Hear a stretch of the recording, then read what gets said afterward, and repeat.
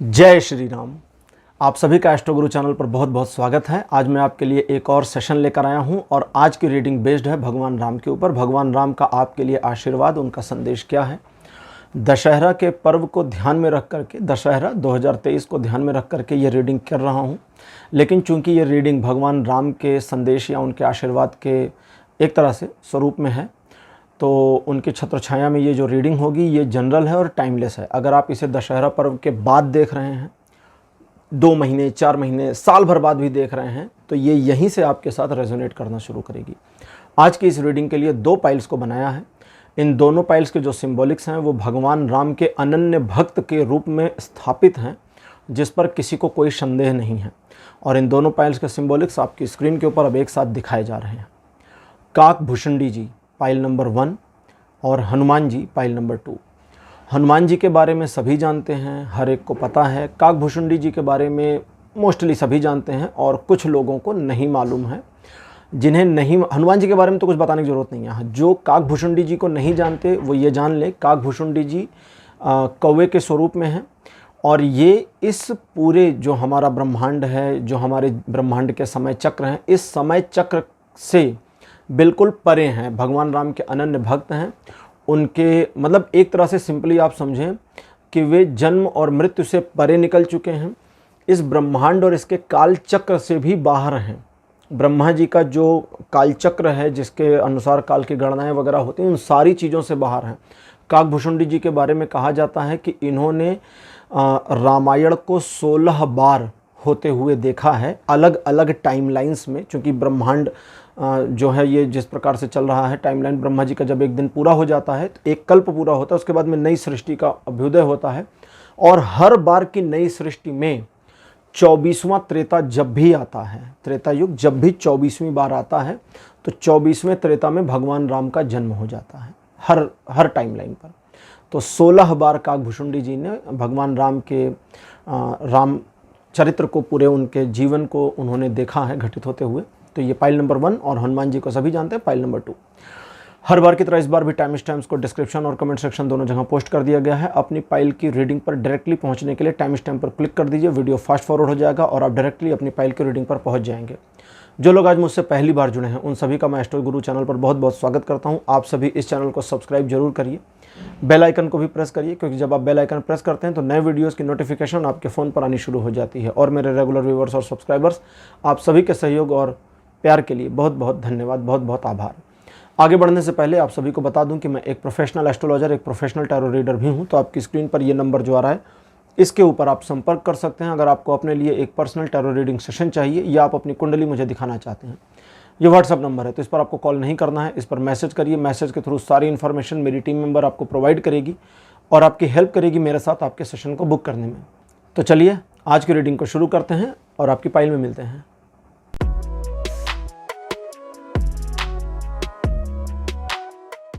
Hello pile number 1, आप सबका स्वागत है। आपकी रीडिंग में आपने काक भुषुंडी जी को चुना था, उनकी फ़ोटो मेरे बगल में लगा दी गई है। काक भुषुंडी जी के बारे में मैंने शुरुआत में ही जानकारी दे दी है, अब उनके बारे में और जानकारी यहाँ पर नहीं शेयर करनी है, क्योंकि फिर रीडिंग का समय थोड़ा सा घट जाएगा। आज की रीडिंग शुरू करते हैं। कार्ड नंबर 1 आपके लिए है queen of wands. Second position पर आपके लिए है 10 ऑफ वॉन्ड्स। कार्ड नंबर 3 आपके लिए है 10 ऑफ कॉइन्स। फोर्थ पोजीशन पर आपके लिए है 2 ऑफ सोर्ड्स और लास्ट कार्ड आपके लिए अपीयर हुआ है 7 ऑफ सोर्ड्स।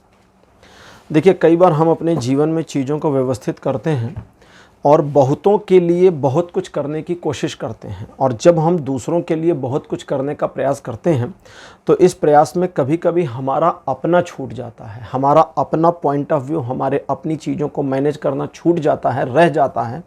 और जब दूसरों की लाइफ को सेट करने के चक्कर में अपनी लाइफ को डिस्ट्रॉय होते हुए देखते हैं तो इससे बड़ा दर्द कुछ नहीं होता है। और ये चीज़, ये दर्द आप अपने जीवन में देख चुके हैं या देख रहे हैं। सिचुएशन कैसी भी हो, हार न मानने की आपकी प्रवृत्ति ने आपको हमेशा जीवन में आगे बनाए रखने में आपकी मदद करी। आपने अपने आप को अपनी जिम्मेदारियों से कभी पीछे हटने नहीं दिया। आप अपने रूट से जुड़े हुए, अपने जीवन के चक्र से बंधे हुए, अपने कर्तव्यों का सही ढंग से निर्वहन करते हुए आगे बढ़े और आज की प्रेजेंट स्थिति अगर आपके संबंधों के सापेक्ष में देखें तो एक दुविधाजनक स्थिति है, जहां आप कभी कभी ये सोचते हैं कि मुझे क्या करना चाहिए, स्वयं को लेकर आगे बढ़ जाऊं, स्वार्थी हो जाऊं, या दूसरों के लिए जो कर रहे हैं वो करते हुए अपने पूरे जीवन को समर्पित कर दें और अपने बारे में बिल्कुल ना सोचें। आज की जो रीडिंग है ये हमारे भगवान श्री राम, जो हमारे आराध्य देव हैं, उनसे संबंधित है। उनका संदेश, उनका आशीर्वाद इसी रूप में है। आज की रीडिंग बिल्कुल नेगेटिव नहीं है, बिल्कुल पॉजिटिव रीडिंग है, तो ये आपको बहुत हेल्प करने वाली है। आप अपने जीवन में जब जब सिचुएशन को दूसरों के लिए मैनेज करते रहे हैं, बहुत कुछ मैनेज हो गया, और जब जब अपने लिए करने की कोशिश करते आए हैं तब तब सिचुएशन थोड़ी बिगड़ी है या आपके कंट्रोल से बाहर गई है। आप कुछ चीज़ों को समझें, हर एक चीज़ आपकी रिस्पॉन्सिबिलिटी नहीं है, हर एक कार्य आपकी ही जिम्मेदारी नहीं है, ये समझें। हर एक कार्य आपकी ही जिम्मेदारी नहीं है, ये समझें। तो जब ये समझ विकसित होगी, हर चीज़ आपकी जिम्मेदारी नहीं है। भगवान राम भगवान का स्वरूप थे, भगवान विष्णु के अवतार थे। सीता माता की खोज का श्रेय हनुमान जी को मिलना था, तो भगवान राम ने वो नहीं किया। वे भटकते रहे, पेड़ पौधों से पूछते रहे, जंगल में जो छोटे जानवर होते हैं, खरगोश, हिरन, इनसे भी पूछ रहे थे कि तुमने मेरी सीता को देखा है। वे तो भगवान थे, उनको पता था कि ये छोटे जानवर हेल्प नहीं कर सकते, लेकिन वे, जैसे कहते हैं ना कि राम लीला, आप देखे होंगे दशहरा के पर्व पे राम लीला होती है। भगवान कृष्ण के जीवन को हम कृष्ण लीला कहते हैं। सनातन का जो इतिहास लिखा, ये जिन लोगों ने लिखा उस समय, ये बड़े विरले लोग थे। इन्होंने ईस्वी करके नहीं लिखा, सन इतने सौ इतने में राम जी का जन्म हुआ, नहीं, ऐसा नहीं। उनकी कुंडली कैसी थी इसके बारे में जानकारी है, ग्रहों की स्थिति क्या थी उस समय, ये भी जानकारी है। नासा की ऑब्जर्वेटरी में उस सेटिंग को डाला गया था, तो फिर जो वो डेट निकल कर आई वो 7000 साल पहले है। तो बहुत सारे लोग मानने लगे कि भगवान राम 7000 साल पहले शायद हुए थे, तो ये बिल्कुल गलत अवधारणा है। ठीक है, ग्रह हैं भाई, सूर्य रोज उग रहा है। मान लीजिए कि सूर्य किसी दिन सुबह 5:13 पर उदित हो गया, अब अगले दिन उसका जो टाइमिंग है वो 5:13 एग्जैक्ट नहीं होगा, वो थोड़ा सा पीछे या आगे हो जाएगा, और एग्जैक्ट 5:13 वो अगले 2 साल, 4 साल, 10 साल, 50 या 100 सालों में फिर वहीं पर आ जाएगा, क्योंकि ये हो ही जाएगा। तो वो ग्रहों की स्थिति किसी न किसी समय उस तरह की बन सकती है, तो 7000 साल पहले बनी, तो इसलिए ऐसा मानते हैं। जबकि टाइमलाइन तो बहुत ज़्यादा डिफरेंट है।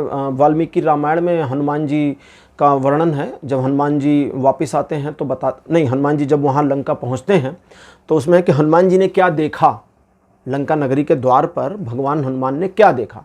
उन्होंने देखा कि 4 दांत वाले टस्क, हाथी के दांत होते हैं ना बाहर निकले हुए, तो वो 2 दांत वाले हाथी होते हैं, 4 दांत वाले हाथी बाहर पहरा दे रहे हैं अन्य राक्षसों के साथ में। 4 दांत वाले हाथी इस पृथ्वी पर थे, आज से 16 लाख साल पहले थे। 15 लाख साल पहले, तकरीबन 15 लाख साल पहले वे नष्ट हो गए, समाप्त हो गए। उनकी जो कार्बन डेटिंग वगैरह इन्होंने निकाली है साइंटिस्ट ने, वो कहते 15 लाख साल पहले का मामला, तो जाहिर बात है 16 लाख साल का हो गया, 1 लाख साल पीछे ले लीजिए, चलो 15 मानो, तो भगवान राम 15 लाख साल पहले थे। भगवान कृष्ण को आए हुए 5000 साल हुआ, सिर्फ 5000 साल। जी हाँ, सनातन की जो टाइमलाइन है उसके हिसाब से कहते तो भगवान कृष्ण तो अभी 5000 साल पहले ही आए थे, और वो आए तो 28वें द्वापर में आए। हम और आप अभी कलयुग में हैं, और ये 28वां कलयुग चल रहा है। भगवान राम 24वें त्रेता में आए थे। 24वां कलयुग बीता, 25वां बीता, 26वां कलयुग बीता, 27वां कलयुग बीता, 28वें कलयुग में मैं और आप हैं जीवित अभी। तो हर एक चीज़ आपकी जिम्मेदारी नहीं है, ये आपको समझा रहा था। तो इस चीज़ को बिल्कुल मनन करें, समझ लें, और हर चीज़ की रिस्पॉन्सिबिलिटी खुद में ना लेने की कोशिश करें। लेकिन जो आपके रोल और रिस्पॉन्सिबिलिटीज़ एक्चुअल हैं उनको बिल्कुल लें। आपकी पहली रिस्पॉन्सिबिलिटी अपने लिए बनती है। आप स्वयं को सक्षम करें, स्वयं को परिपुष्ट करें, स्वयं को बेहतर करें, तभी दूसरों की मदद करेंगे। मैं उत्तर प्रदेश से बिलोंग करता हूँ, दिल्ली में रहता हूँ। हमारे यूपी में जहाँ पर मैं हूँ वहाँ पर एक कहावत है, मुझे पता नहीं ये पूरे भारत में है नहीं, मुझे बिल्कुल आइडिया नहीं है, तो मैं कोई क्लेम नहीं कर रहा। वहाँ कहावत है, कहते कि एक भिखारी दूसरे भिखारी को क्या दे सकता है, झूठी सांत्वना। वैसे भिखारी, उसके पास कुछ नहीं, तुम भी भिखारी, तुम्हारे पास कुछ नहीं, तो वो सिर्फ सांत्वना देगा कि कोई बात नहीं। शाम तक मिलेगा, मांगते रहो भीख। मदद करने के लिए पहले मदद के लायक बनना जरूरी है। अगर आप अपने आप को मदद के लायक नहीं बनाते तो दूसरे की मदद नहीं कर पाएंगे। इस बात को सीधे सीधे समझें और ध्यान रखें। अब आगे चलते हैं। आज की हमारी ओरेकल डेक है गॉड्स एंड गॉडेस। ये जो डेक है ये सनातन धर्म को समर्पित है। इसमें सभी देवी देवता सनातन धर्म से ही संबंधित हैं। सनातन धर्म के बाहर के देवी देवता इस वाली ओरेकल डेक में बिल्कुल भी नहीं है। और एक नई डेक मैंने मंगाई है, ये है भगवद गीता दिव्य ज्ञान युक्त पत्रक। ये वृंदावन से आई है। जब मैंने मंगाया तो मुझे पता नहीं था कि इसकी डिलीवरी वृंदावन से हो रही है, बट ये वृंदावन से है और वहीं से पब्लिश भी हुई है। और ये पत्रक हैं, तो इनसे भी मैं रीडिंग करूंगा बिल्कुल जल्दी ही। और शायद आप अगले 1 हफ्ते 10 दिन के अंदर इसकी रीडिंग आपको मिलेगी। भगवान कृष्ण के संदेश या आशीर्वाद के स्वरूप में वीडियो का टाइटल होगा, तो वो भी अच्छा रहेगा।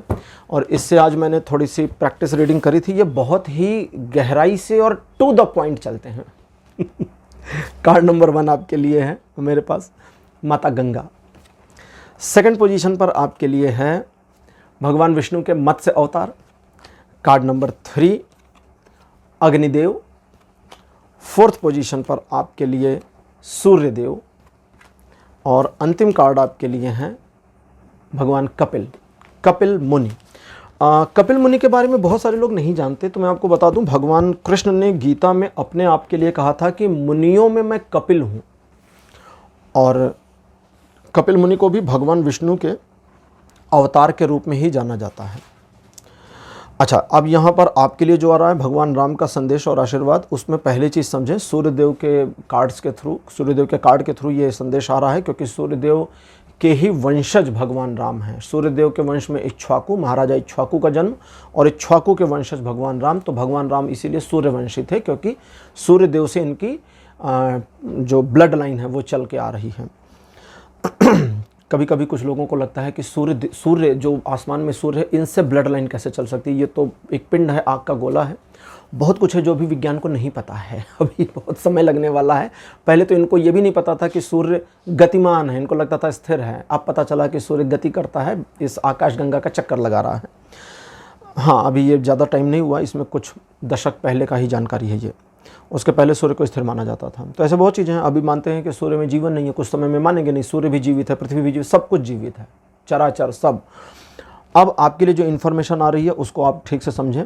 जैसा कि आपको कहा कि आपको अपने आप को पुष्ट करने पर ध्यान देना है। अगले 2 सालों तक इस चीज़ को आप ध्यान रखें। आप अपने आप को बेहतर करें। आप दूसरों की मदद करने के लिए अपने आप को एक स्टेप आगे ले जाएं। अपने आप को उतना लायक बना लें कि आप जब दूसरों की मदद करें तो आपकी सेहत पर कोई फ़र्क नहीं पड़ना चाहिए, आपकी पोजीशन में कुछ डाउन नहीं होना चाहिए। मदद करने लायक बनिए ना। राजा ही गरीबों को मदद करते थे। गरीब आदमी गरीबों की मदद नहीं कर पा रहा होता है। क्यों? गरीब आदमी को खुद की मदद कर ले, यही बहुत है यार, गरीबों की कहाँ से करेगा। तो जो बड़े लोग होते हैं, धनी होते हैं, वही उन्हीं से उम्मीद की जाती है कि वे मदद करेंगे। पुराने समय में देखिए बड़े बड़े कहानियों में मिलता कि बड़े बड़े सेठों ने कुएं बनवाए, तालाब बनवाए, व्यापारियों ने दूसरों के रुकने के लिए घर बनवाए, जिसको क्या कहते हैं, आश्रम कहते हैं, या कहीं कहीं पर धर्मशाला भी कहते हैं। एक व्यापारी के बारे में आता है कि उन्होंने भगवान बुद्ध के लिए पूरा बगीचा खरीद लिया था सोने के सिक्के बिछा करके। तो खैर वो तो अलग चीज़ है। अब यहाँ आपको अपने आप को इस्टेब्लिश करना है। अपने आप को अगले 2 साल पूरे देने हैं, और अब उस पूरे 2 साल में आपको अपने आप को ही सक्षम बनाने पर प्रयास करने हैं। और इस प्रयास के लिए अगर 2 काम करने पड़े तो वो 2 काम करने हैं। अब काम पहला क्या है? अगर कुछ मामले में आपको शुरुआत से शुरू करना पड़ रहा है तो वो करना है। और साथ ही साथ जब जैसे शुरुआत की बात करते हैं, अग्निदेव कहते हैं, और इस शुरुआत करने के लिए पीछे के कुछ हिस्सों को डिस्ट्रॉय करना पड़ जाता है, जिसको बोलचाल की भाषा में कहते हैं जला के राख करना पड़ता है उस मामले को। तो जला कर राख करिए उन चीज़ों को और आगे बढ़िए। पीछे के ब्रिज को जला दीजिए, तब आप आगे बढ़ पाएंगे। पीछे के पुल अगर बचे हुए हैं तो वापस लौटने का मार्ग है। तो इस तरह से आगे बढ़ना है। और भगवान राम का आपके लिए जो संदेश सूर्यदेव के मुख से आ रहा है वो ये है कि आप अपने जीवन में अपने ऊपर गर्व करें, क्योंकि आपका अपने ऊपर जितना गर्व रहेगा, देखिए कई बार हम दूसरों की मदद करते हैं और अपने ऊपर गर्व नहीं कर पाते हैं, अपने ऊपर एक अभिमान नहीं ले पाते हैं, अपने ऊपर बड़ा हेजिटेशन लोगों को होता है कि हम इस चीज़ का क्रेडिट कैसे ले लें, कि हमने क्या, नहीं भगवान कर रहा है, नहीं ये तो हो गया। क्रेडिट लीजिए ना, क्रेडिट लेने में क्या प्रॉब्लम है? भगवान राम ने रावण को मारा, अब भगवान राम कहे नहीं नहीं ये तो बस विभीषण ने बताया तो मैंने तो केवल तीर मार दिया। नहीं भाई, विभीषण तो 75 लोगों को बता सकता था जाकर के। विभीषण तो पूरी लंका, पूरी दुनिया को बता सकते थे इसकी नाभि में मार दो मर जाएगा। हिम्मत तो नहीं थी ना लोगों की, मार देते मर जाता, वरना तो पहले भी विभीषण ये कर सकते थे, बहुत कुछ हो सकता था। तो हर पर्सन अलग है और आप भी अलग हैं। आप अपने में गौरवान्वित होइए और अपने प्राउड को, अपने प्राइड को ऊपर खींच करके लाइए, क्योंकि जितना ज़्यादा आप अपने प्राउड, अपने प्राइड को खींच करके लाएंगे उतना आपकी सेल्फ कनेक्टिविटी बनेगी, आप अपने आप से जुड़ जाएं। अभी क्या है कि आप अपने आप से डिस्कनेक्ट देखते हैं, आपकी अपनी गिल्ट, अपना एक हेजिटेशन, अपने आप में एक नकारात्मक सोच, अपनी क्षमता को लेकर के बिल्कुल निगेटिव सेंस ऑफ ह्यूमर आपका बना हुआ है। जहाँ पर कई चीज़ें आपने करी उसके बावजूद आप परेशान हैं, तनाव में हैं, और इस तनाव को लेकर के अगर आपको देखा जाए तो आप सोचते हैं कि नहीं मुझे लोगों की मदद करनी, मुझे सबकी हेल्प करनी, मैं उनके लिए, इसके लिए, जिसके लिए जो मिले सबके लिए कुछ कर दूं और शायद है कि लोग मेरी रिस्पेक्ट करें। अब शायद क्या है भाई, आप लोगों की हेल्प करेंगे, लोग आपकी रिस्पेक्ट नहीं करेंगे।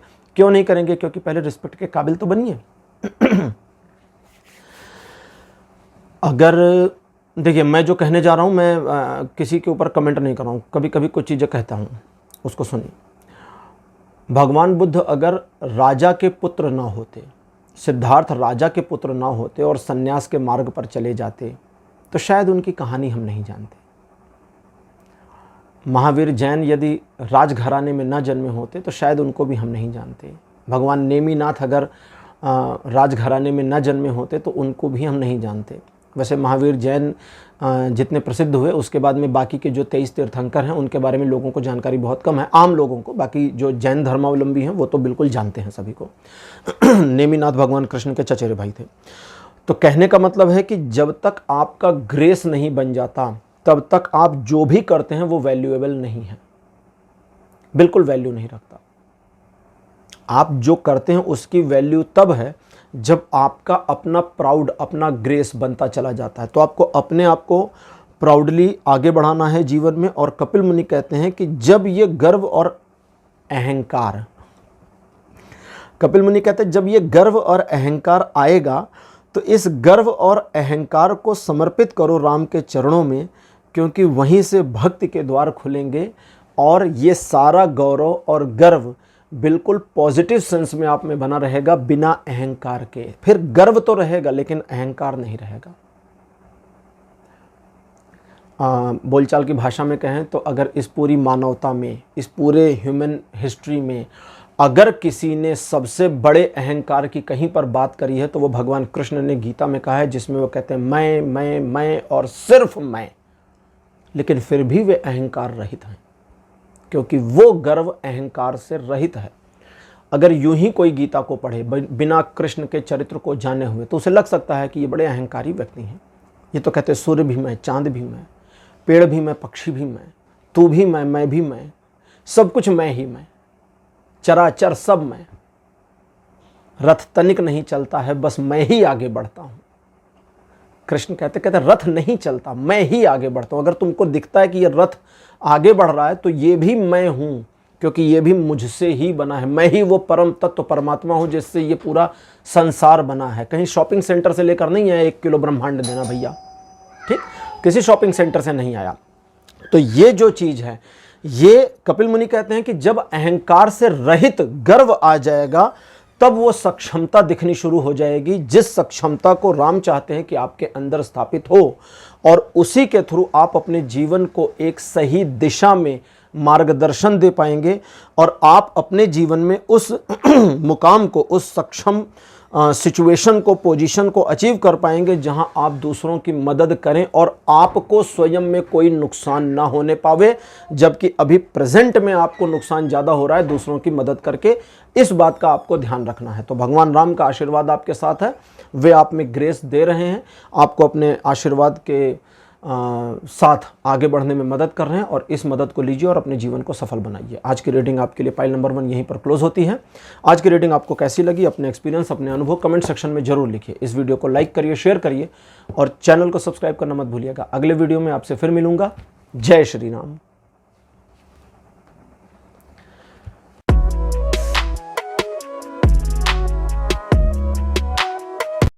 हेलो पाइल नंबर 2, आप सबका स्वागत है। आपकी रीडिंग में आपने श्री हनुमान जी को अपने पाइल सिंबॉलिक के रूप में चुना था। बगल में उनकी फ़ोटो लगा दी गई है। चलिए, हनुमान जी किसी परिचय के लिए तो उनका कुछ है नहीं कि उनका परिचय दिया जाए, सभी उनको जानते हैं पूरी दुनिया में, चाहे वो सनातनी हो या सनातन के ना हो, सबको हनुमान जी पता है। रीडिंग शुरू करते हैं। आपके लिए कार्ड नंबर 1 मेरे पास अपीयर हो रहा है, 7 ऑफ वॉन्ड्स। सेकेंड पोजीशन पर S of wands. Card number 3 आपके लिए है queen of cups. Fourth position पर आपके लिए है 6 ऑफ वॉन्ड्स और अंतिम कार्ड आपके लिए अपीयर हुआ है 5 ऑफ कॉइन्स। देखिए, कभी कभी अपने जीवन में आगे बढ़ने को लेकर के एक हेजिटेशन से ऊपर निकल जाना जरूरी होता है, क्योंकि जब हेजिटेशन आती है तब इस बात का भ्रम हो जाता है कि दूसरे लोग मुझे देख रहे हैं, और जब दूसरे लोग आपको देख रहे हैं उस वाली सिचुएशन में आपको अपने आप को आगे ले जाने के लिए और ज़्यादा अथक प्रयास करने चाहिए, क्योंकि इसी अथक प्रयास के जरिए आप अपने जीवन को एक सार्थक पोजीशन तक ले जा सकते हैं। जैसे आप अपने जीवन में संघर्षों के काफ़ी सारे सोपान से गुजर चुके हैं। आपके जीवन में ऐसी भी सिचुएशन आई है जहां लोगों ने आपको काफ़ी अच्छा क्रिटिसाइज़ किया, आपके पैर खींचने की कोशिश करी, आपको धड़ाम ज़मीन पर गिराने के प्रयास किया। कुछ एक मामलों में कभी कभी वे सफल भी हुए हैं, और ज़्यादातर मामलों में आपने अपने आप को असफल नहीं होने दिया। यहाँ ये नहीं कह रहा हूँ वे सफल नहीं हुए, उनकी सफलता का पैरामीटर काफ़ी अच्छा खासा था, लेकिन आपने स्वयं को असफल नहीं होने दिया। आप अपने आप को लेकर आगे बढ़े और आपने अपने आप को एक ऐसी पोजीशन पर, जैसे वर्तमान में आप अभी अपने आप में एक मोटिवेशन फील करते हैं, लेकिन थोड़ा सा क्लूलेस हैं कि यार फ्यूचर में मुझे सच में यही करना है कि नहीं, इसी रास्ते पर आगे बढ़ूँ या नहीं। रास्ता पता है, पथ सही है, सब कुछ सही है, लेकिन एक कन्फ्यूज़न की स्थिति बनी है। तो यहाँ आपके लिए भगवान श्री राम के संदेश, जो अभी माइनर रूप में आ रहा है और मेजर आएगा इस ओरेकल डेक से, तो माइनर संदेश के रूप में यह है कि हाँ, बिल्कुल सही पथ है, आगे बढ़ें, लेकिन अपने आप को पॉजिटिव सेंस में बनाए रखें और अपने आप को बिल्कुल भी ना डिमोटिवेट करना है, ना निगेटिव सोचना है, ना निगेटिव एस्पेक्ट में अपने माइंड सेट को घुमाना है। अब आज के ओरेकल डेक लेते हैं और देखते हैं कि आज के ओरेकल डेक आपके लिए क्या इन्फॉर्मेशन दे रही है। तो आज की ओरेकल डेक है गॉड्स एंड गॉडेस। इसमें सभी जो हैं सनातन धर्म के देवी देवता हैं, भगवान हैं।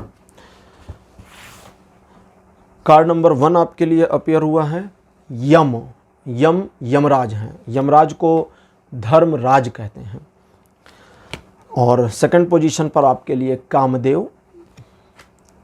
कार्ड नंबर 3 श्री राम, भगवान राम स्वयं। कार्ड नंबर 4 आपके लिए वरुण देव। और अंतिम कार्ड आपके लिए है भगवान विष्णु के भविष्य के 10वें अवतार कल्कि, जिनको अभी आना बाकी है। बहुत सारे लोग मानते हैं कि वे इसी कलयुग में आएंगे। पता नहीं, शायद मेरा अकेले का इस पूरी दुनिया में मानना है कि नहीं यार, वो इस कलयुग में नहीं आ रहे हैं। देखा होगा ना यूट्यूब पर, अब की होगा कल की अवतार, ऐसे करके टाइटल लोग डालते हैं, वीडियो बड़ा हिट जाता है। लेकिन मेरा जहाँ तक अनुमान है वो इस बार नहीं आने वाले, क्योंकि अभी 5000 साल पहले तो आकर गए हैं, तो उनकी टाइमलाइन के हिसाब से तो अभी बहुत जल्दी आए थे, इतनी जल्दी वापस नहीं आएंगे। वो शायद अगले वाले या उसके अगले वाले कलयुग में आएंगे। अच्छा, अब आपको क्या करना है पहले समझे। जो आपके पथ की बात कर रहे थे, धर्मराज कहते हैं कि तुम्हारा पथ तुम्हें पता है और फिर भी तुम उस पथ पर आगे ना बढ़ो, अपने आप को एक हेजिटेशन में डालो। शर्म की बात है ये। अच्छा ठीक है, थोड़ा डांट दिया इन्होंने, कहते बस हो गया। मैं सोच रहा था कुछ और आएगा, लेकिन बस उतना ही था। अब यहां पर समझें, जिस पथ पर आप अपने आप को ले जाना चाहते हैं, आगे बढ़िए फुलफिलमेंट के साथ, खुशी से, एक अच्छे मूड में आगे बढ़िए। कामदेव कहते कि इसे एक नृत्य की तरह से प्रयोग में लाना है। जब नर्तक नृत्य करते हैं तो वे एक लय में नाच रहे होते हैं, एक लय बना होता है, बॉडी का एक रिदम बना होता है। उस लय में नर्तक इस बात का ध्यान नहीं रखता कि सामने वाले को उसका नृत्य पसंद आ रहा है कि नहीं, क्योंकि अगर डांसर या नर्तक नाचते हुए ये सोचने लगा कि दूसरे व्यक्ति को उसके नृत्य में रस आ रहा है या नहीं, तो उसके पूरे नृत्य का रिदम टूट जाएगा।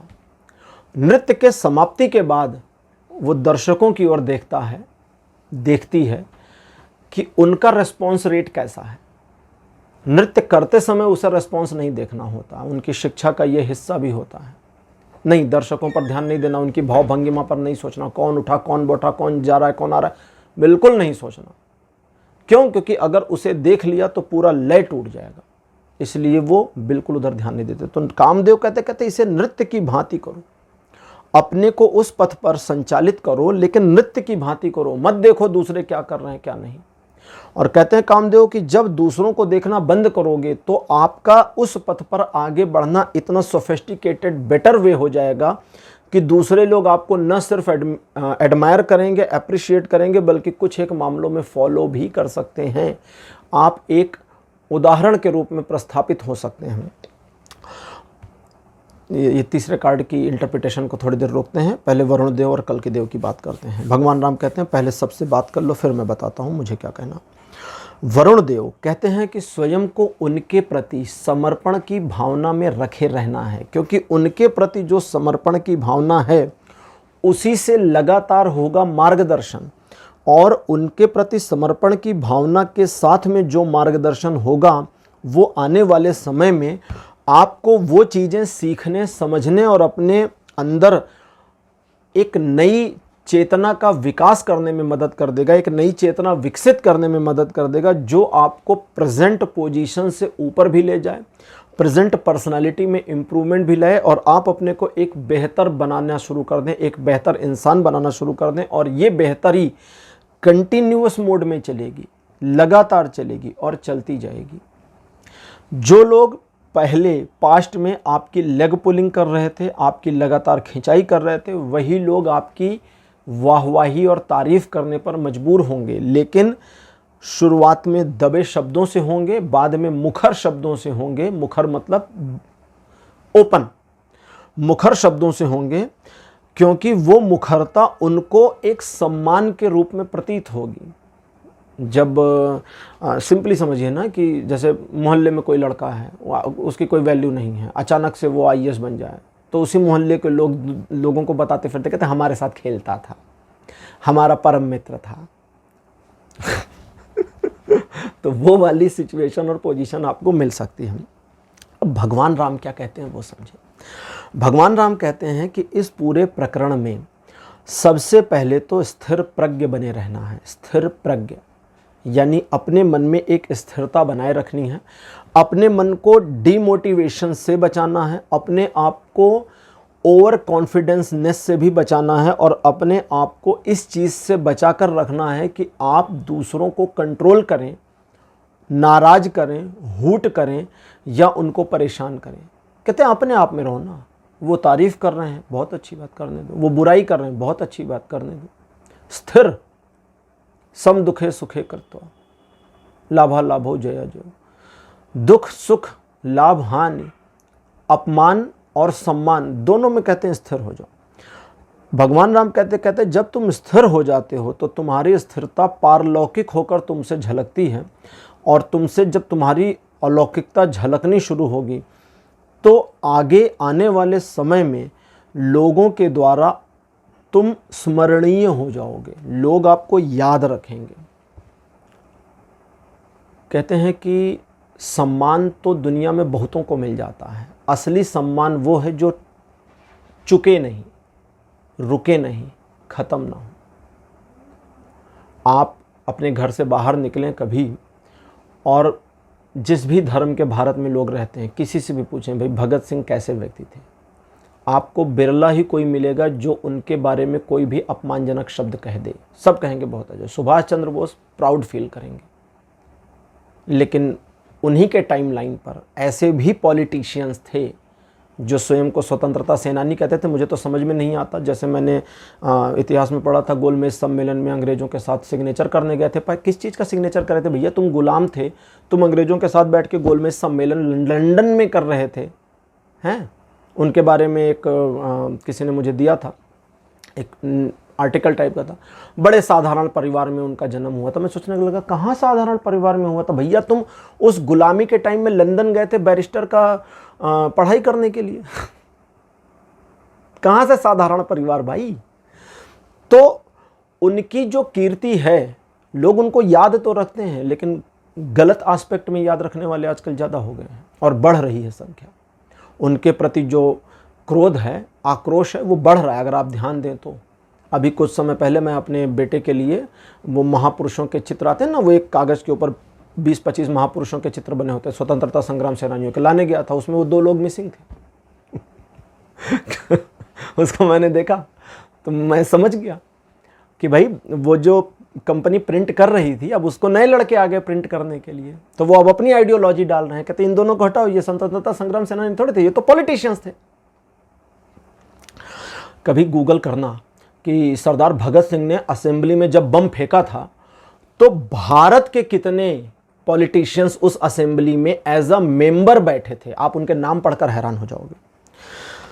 तो राम कहते हैं कि वो कीर्ति अक्षुण्ण हो जाएगी, वो सम्मान टिक जाएगा और अगले काफी लंबे समय तक आपके साथ चलेगा। और अगर आपने अपने आप को सही पथ पर बनाए और बचाए रखा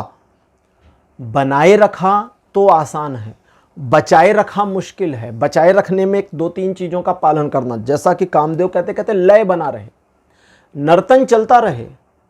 अगर लय टूटा तो सब गड़बड़। पृथ्वी सूर्य का चक्कर लगा रही है, चंद्रमा पृथ्वी का चक्कर लगा रहा है, सूर्य आकाशगंगा का चक्कर लगा है, आकाशगंगा इस ब्रह्मांड का चक्कर लगा रही है। कोई भी अपनी लय को तोड़ दे, सब धड़ाम हो जाएगा। कोई भी अपने, चंद्रमा पृथ्वी का चक्कर लगाने में गड़बड़ हो जाए तो पृथ्वी सूर्य से टकरा सकती है, क्योंकि पृथ्वी की गति में परिवर्तन आ जाएगा, इसके जो सर्कल है उसमें चेंजेस, बहुत कुछ बदल जाएगा, बहुत मतलब सब डिस्ट्रॉय होगा। तो रिदम लय बहुत जरूरी है, पहली चीज। दूसरे क्या कहते हैं, इसको सोचना नहीं है और अपने आप को अपने पथ पर बनाए रखना है, उनके प्रति समर्पण का भाव लेकर के। वरुणदेव कहते हैं समर्पण, मैं जो कर रहा उनकी कृपा से, प्रभु आपकी कृपा से मेरे सारे काम हो रहे हैं, वही वो कर रहे हैं। भगवान कृष्ण कहते हैं कि मैं ही मैं हूं। अर्जुन को क्या कहते हैं कि पांडवों में मैं अर्जुन हूं। तो अर्जुन को क्या सोचना चाहिए था कि मैं तो हूं ही नहीं, कृष्ण ही हैं।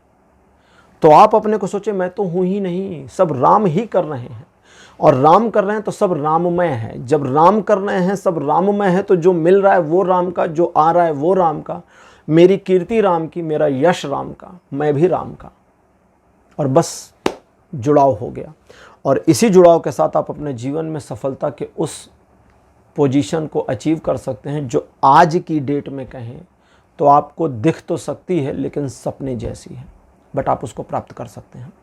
पाइल नंबर 2, आज की रीडिंग यहीं क्लोज होती है। आज की रीडिंग आपको कैसी लगी, अपने एक्सपीरियंस, अपने अनुभव कमेंट सेक्शन में जरूर लिखिएगा। इस वीडियो को लाइक करिए, शेयर करिए और चैनल को सब्सक्राइब करना मत भूलिएगा। अगले वीडियो में आपसे फिर मिलूंगा। जय श्री राम।